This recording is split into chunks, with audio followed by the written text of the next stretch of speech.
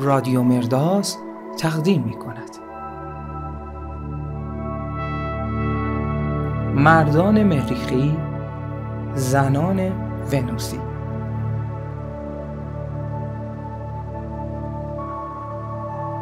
چگونه روابط زناشویی خود را بهبود ببخشیم؟ نوشته ای از دکتر جان گری.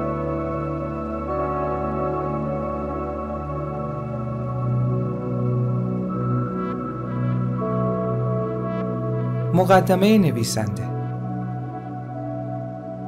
تقریبا یک هفته بعد از تولد اولین فرزندمان، من و همسرم بونی سخت خسته و بی‌حوصله شدیم. شبها لورن گریه می‌کرد. همسرم هم به دلیل زایمان مشکلی که داشت قرص مسکن می‌خورد. او به سختی می‌توانست راه برود. بعد از 5 روز من به سر کار رفتم. احساس می‌کردم بهتر شده است. بونی در آن روز به قرص مسکن احتیاج پیدا کرده بود. او از یکی از برادرانم که به ملاقاتش رفته بود خواسته بود که برایش قرص مسکن تهیه کند، اما متاسفانه برادرم فراموش کرده بود و بونی تمام روز را درد کشیده بود و با آن حالش از لورن نیز مراقبت کرده بود. وقتی عصر از سر کار به خانه برگشتم او بسیار ناراحت بود. من نیز ناراحتی او را اشتباه برداشت کردم و فکر کردم که می‌خواهد مرا مقصر بداند. بونی گفت: تمام روز را درد کشیدم. کسی نبود که به من کمک کند. به حالت دفاع از خودم گفتم: چرا به من زنگ نزدی؟ از برادرت خواستم که برایم مسکن بخرد، اما او فراموش کرده بود. چه کار می توانستم بکنم؟ هیچ کس به فکر من نیست. ناگهان تحمل خود را از دست دادم و از اینکه به من اطلاع نداده بود بسیار عصبانی شدم. احساس می کردم بدون اینکه حتی روحم از جریان خبر داشته باشد مرا بی دلیل مقصر می دانست. می خواستم برای جلوگیری از بحث شدیدی که بین ما در می گرفت به طرف در بروم و از آنجا خارج شوم. هر دوی ما سخت برآشفته و خسته بودیم. در این لحظه بونی گفت: جان، خواهش می کنم نرو. من به تو نیاز دارم. خواهش می کنم به حرفایم توجه کن. لحظه ای با تردید برگشتم تا ببینم چه میخواهد بگوید. بونی گفت: جان، تو انگار فقط وقتی من سالم و بانشات هستم مرا میخواهی، ولی به محض اینکه نتوانم مطابق دلخواه تو رفتار کنم و آنجور که تو میخواهی نباشم مرا به حال خود رها میکنی و تنها میگذاری. در حالی که اشک میریخت ادامه داد: من در حال حاضر نمیتوانم برای تو کاری انجام دهم، ولی واقعا به وجودت احتیاج دارم. نیازی ندارم که کاری برایم انجام دهی. فقط دلم میخواهد در کنارم باشی. پیشم بنشینی و من فقط گرمی دستانت را احساس کنم. در آن لحظه ناگهان به خودم آمدم و به طرفش رفتم و با مهربانی او را در آغوش گرفتم. پس از اینکه کمی آرام شد، از اینکه در کنارش مانده بودم و او را ترک نکرده بودم، از من تشکر کرد. در آن لحظات به مفهوم عشق واقعی و پاک پی بردم. من که همیشه خودم را همراه و حمایت کننده دیگران می دانستم، در آن لحظه حق را به بونی دادم.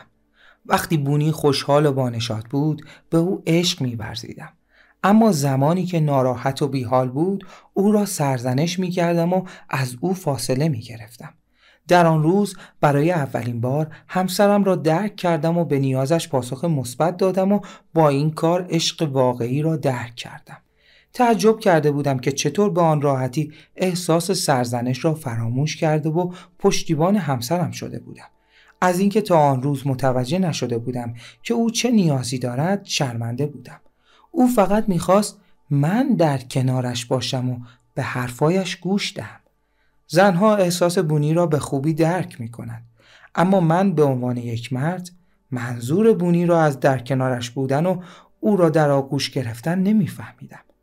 اگر در گذشته اختلافی در زندگیمان پیش می آمد، من به فردی بی توجه و بی تفاوت تبدیل می شدم و کار دیگری بلد نبودم که انجام دهم.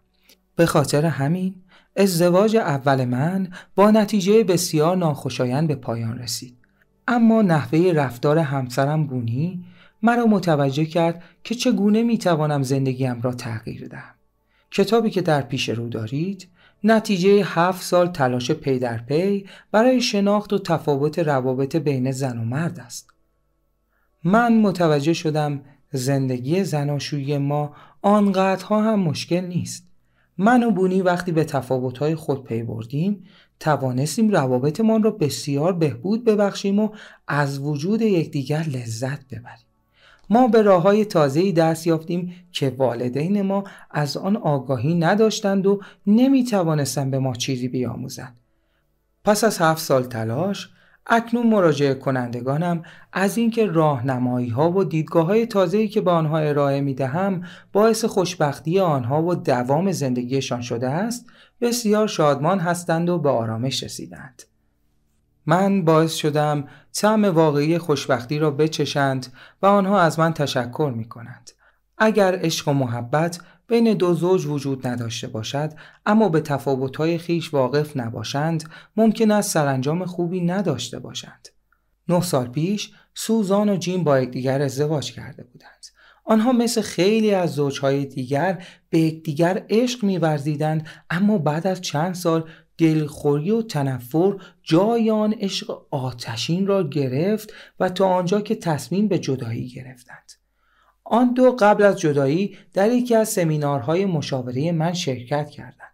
سوزان به من گفت ما خیلی تلاش کردیم که زندگی خوبی با هم داشته باشیم، اما موفق نشدیم. ما با هم خیلی تفاوت داریم.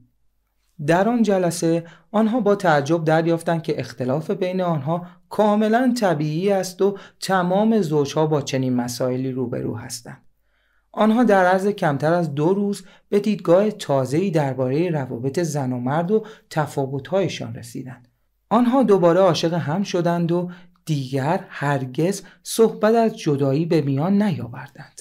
جیم می گفت وقتی به تفاوت‌های بین خودمون واقف شدیم و فهمیدم که این تفاوت‌ها طبیعی است، این دیدگاه باعث شد که دوباره همسرم را مثل اوایل زندگیمان دوست داشته باشم و این بزرگترین چیزی است که تاکنون در زندگیم به دست آوردم.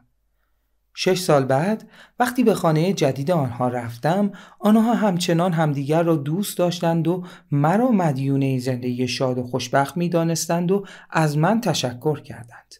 با آنکه تقریباً همه قبول دارند که تفاوت‌های بین زن و مرد وجود دارد، اما بسیاری از مردم درباره مقدار و کیفیت تفاوت‌ها چیزی نمی‌دانند.